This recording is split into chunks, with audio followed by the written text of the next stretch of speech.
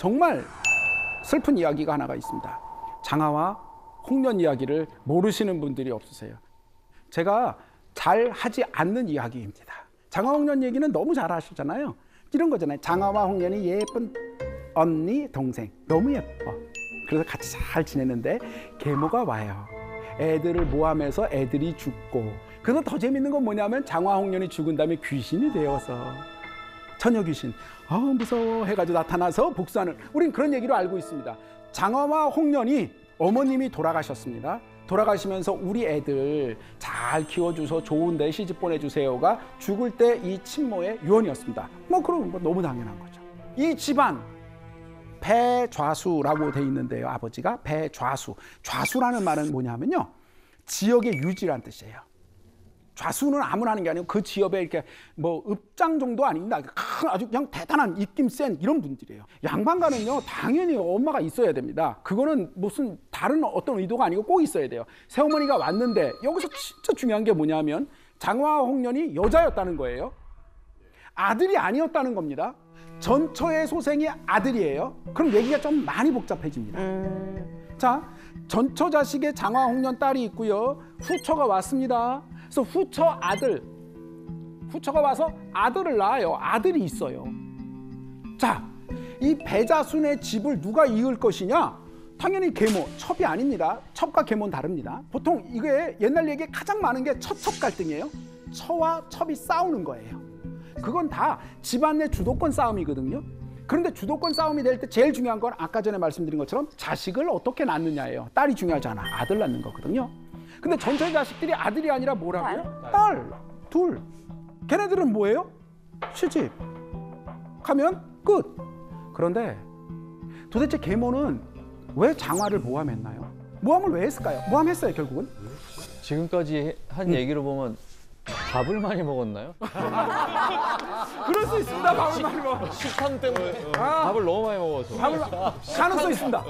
가능성 있어요. 그런데 이제 이 배자순의 집은 부자예요. 아니면 내 아들이 걔네들을 좋아하나? 어머 막장이다 막. 너무 많은 걸 봤어. 여기 속에. 아니, 그건 아닙니다. 자, 예쁘게 생겼어요, 장하 홍련은. 뭘까요? 맞습니다. 아빠가 딸들을 너무 예뻐했어요. 근데 아빠들은 다 딸바보인데. 그럼 왜? 근데 그게 내 아이면 상관이 없는데 네. 전처의 아이야. 그럼. 계모 입장에서는 남편이 자꾸 두 딸을 자꾸 싸고 돌고 우리 아들 별로 안 좋아합니다. 걔네만 편애해요. 어떻게 하면 되나요? 이 문제를 해결하려면 시집을 보내면 되죠. 아들이면 이건 게임이 안 되는 거고 싸우지도 않고 그냥 끝나는 거고 어떻게 할 수도 없는데 딸이에요. 간단히 시집 보내면 됩니다. 너 가. 그리고 더 중요한 건 돌아가신 친모의 유언이 뭐냐? 시집 보내라는 거였어요. 명분도 있어. 더더욱 자기 딸이 때가 됐는데 시집을 못 간다 그러면 그 지역에도 추문이에요. 이게 뭐야? 쟤는 뭐 문제가 있나? 뭐 아이고 이상한가 봐. 안 좋아. 시집 보내기 당연해. 계모 입장에선 얘네들을 시집 보내면 되는데 시집을 안 가요. 왜? 배자수가 시집을 보내지 않습니다. 배자수는 계속해서 뭘 하느냐? 아유, 니들이 불쌍하다. 계모가 저렇게 괴롭히느냐? 맨날 밖에 갔다 오면 아유, 엄마가 괴롭혔지. 계모 가면서 막 눈물 뚝뚝 흘리면서 맨날 이래요. 그럼 빨리 시집. 뭐 문제야 그 사람이 되는데 문제야. 사람과 사람 만나서. 그런데 결정적으로 이 문제가 막 근본적으로 바뀐 게 뭐냐면 또 쥐가 나오네. 오늘 뭐 뭐로 쥐특집이. 나와요 이번엔? 쥐를 잡아서 계모가 쥐를 죽여서 짓이겨요. 금방 태어나다 죽은 태아처럼 보이게 해서 장화가 자는 이불을 들치고 거기다 휙 던져놔서 모함을 합니다. 제가 지어낸 것 같지요? 네. 실제로 이야기 속에 다 있는 겁니다. 읽은 적이 없는데. 와. 자, 그리고 나서 어떻게 되느냐? 그 장면을 포착하게 해서 누구에게? 아버지인 배자수가 보고 저 년이 저게 애를 몰래 임신해서 애를 낳다가 낙태해서 저거 봐요! 라고 모함을 합니다. 그래서 어떡하냐? 장화를 데리고 갑자기 먼 친척네 데려간다고 그 밤에 물에 빠뜨려 죽이지요.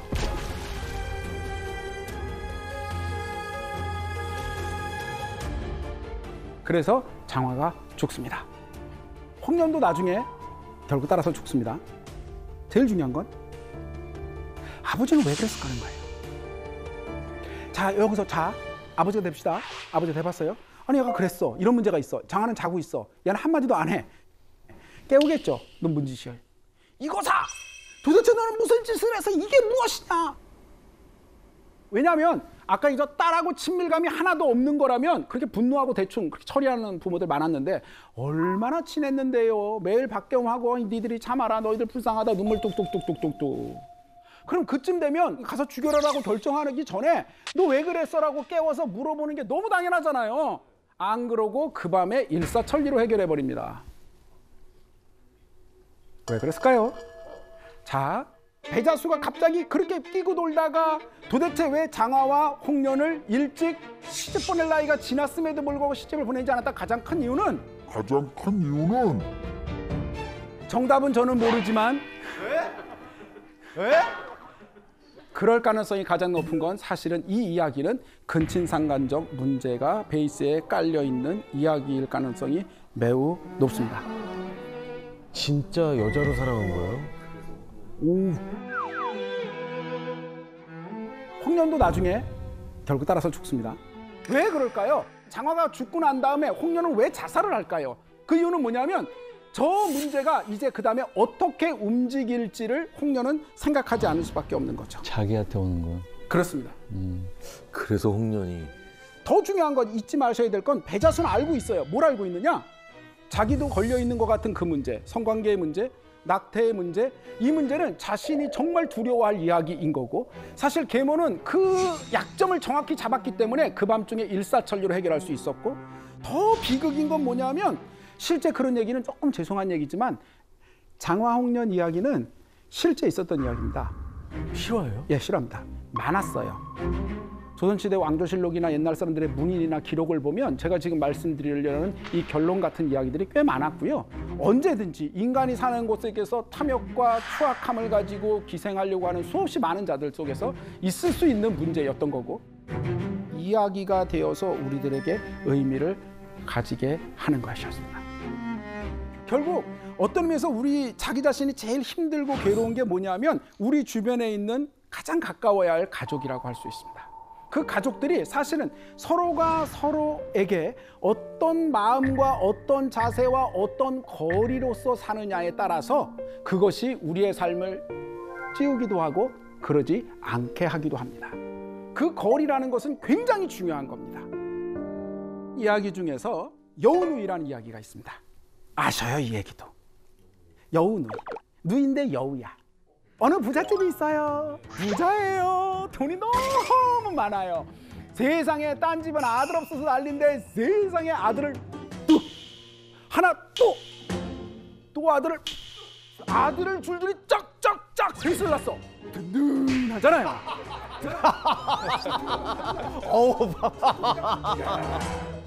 그런데 이 부모가 그러니까 너무나 갖고 싶은 게 하나가 있는 거야. 그게 뭐냐? 딸. 나 딸도 하나 있었으면 뭐 그럴 수 있어요, 인간은요. 네. 딸도 하나 있으면 어머 근데 세상에 정말 딸이 딱 나왔어. 어머 너무 귀엽겠다. 너무너무 예쁘죠. 너무 예쁘지. 너무너무 예쁘죠. 막 이래서 그냥 딸을 금이야오 그냥 막 키웠습니다.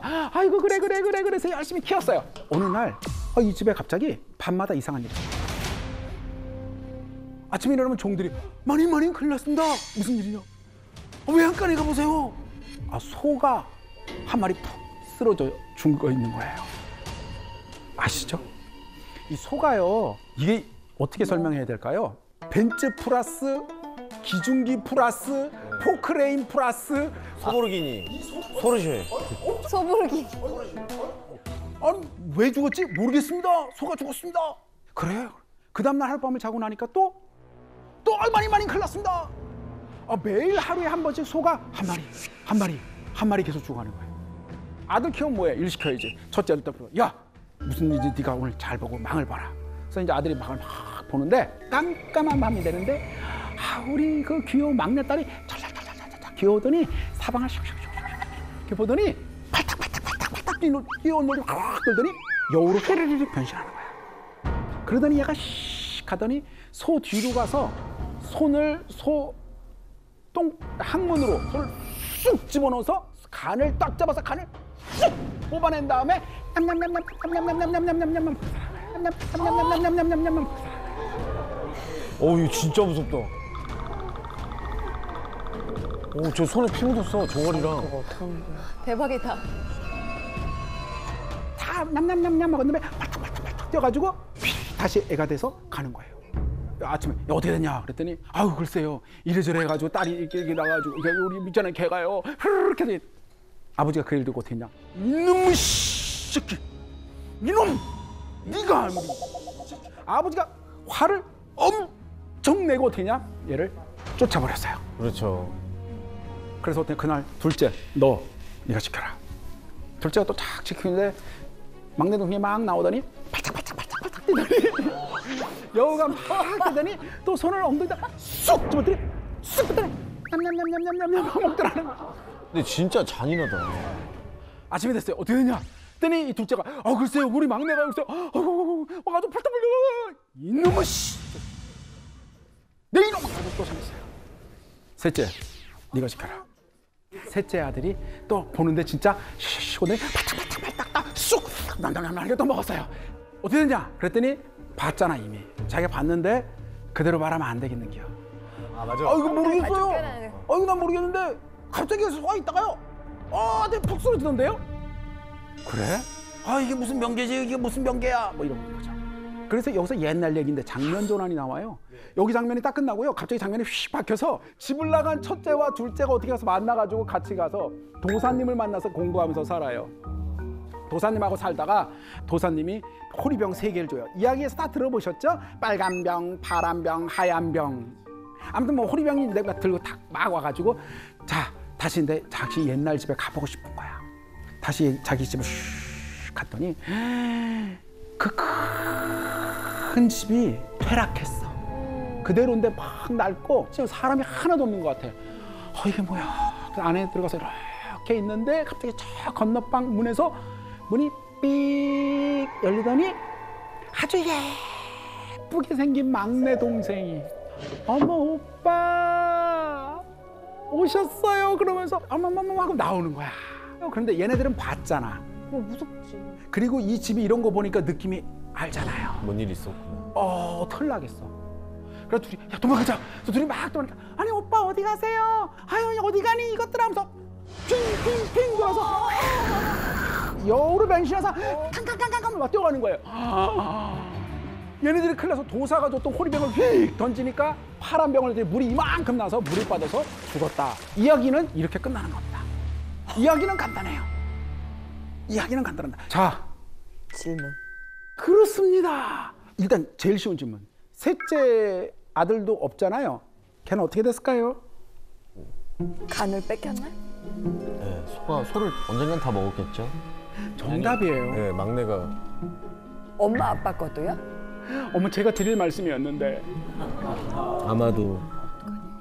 여기서 이 이야기를 푸는 가장 중요한 건 딱 한 가지입니다. 도대체 이 아이는 여우인 이 딸아이는 왜 다른 곳을 가지 못했을까요? 여우는 여기 먹을 거 없잖아 이제. 뭐 나쁜 여우라 칩시다. 다 먹었잖아. 왜 여기 있어요? 간단한 겁니다. 얘는 다른 데로 갈 수가 없어요. 왜? 늘 앉아서 쉽게 감만 뽑아 먹었지 단 한 번도 사냥이란 걸 해본 적이 없어요. 다른 데 가서 살라고요? 뭘 사러? 어떻게? 왜? 처음엔 왜였겠지. 자, 인간이라는 존재가 태어나서요 성장할 때까지 꽤 오랜 시간 보살핌이 필요하잖아요. 다른 동물들과 달리. 그러다 보니까 부모들이 어떻게 하냐가 너무너무 중요한데 이게 점점 잘못하면 습관이 되는 게 아니라 뭐가 뭔지 모르는 경우가 있죠. 그냥 간단히 말하면 애일 때는 모든 걸 다 해줘야 됩니다. 굳이 거리로 말하면 애와 나의 거리는 거의 떼어질 수 없을 만큼 가까워야 돼요. 근데 점점점 시간이 지난데도 계속 붙어 있으면 이건 말도 안 되고 그럴 수도 없는 거죠. 자, 여우누이에서 여우는 태어났을까요? 아니면 여우는 그렇게 키워졌을까요? 그렇게 키워져. 자, 첫 번째 소가 쓰러졌습니다. 첫째 아들 얘기를 들었어요. 모함 같기도 할 수 있어요. 그렇더라도 딸을 불러서 야, 이러이러이 한다는데 네가 그랬대더라. 아빠는 믿지 않는다. 라고 딸에게 말했다면 그 딸이 그렇게 쉽게 여우로 맨날 팔딱팔딱 변신했을까요? 우리가요, 거리가 있어야 돼요. 나는 나고요, 얘는 얘고요. 얘도 하나의 동등한 인격적 주체예요. 그런데 많은 부모님들이 뭐라냐면 내 배 아파 내가 난 새끼 내가 잘 알지 라고 생각하세요. 사실은 내 배 아파 내가 난 새끼 내가 더 잘 알지가 맞지 않아요. 그리고 내 배 아파 내가 난 새끼 내가 더 잘 알면 안 돼요. 사랑하면 무조건 가까이 있으면 되는 줄 알고요. 그렇지 않잖아요. 얼만큼의 거리를 유지해서 얼만큼의 것을 가지고 우리가 살 것인가를 잘하는 게 굉장히 자기가 살아가는데 또 정신적으로 유연하게 사는 것이 얼마나 중요한지를 훈련하고 연습해야 되거든요. 긴장한 것 같은데. My heart is beating so fast. Oh my god. 보보, are you 보보? 진짜 예쁘시네요.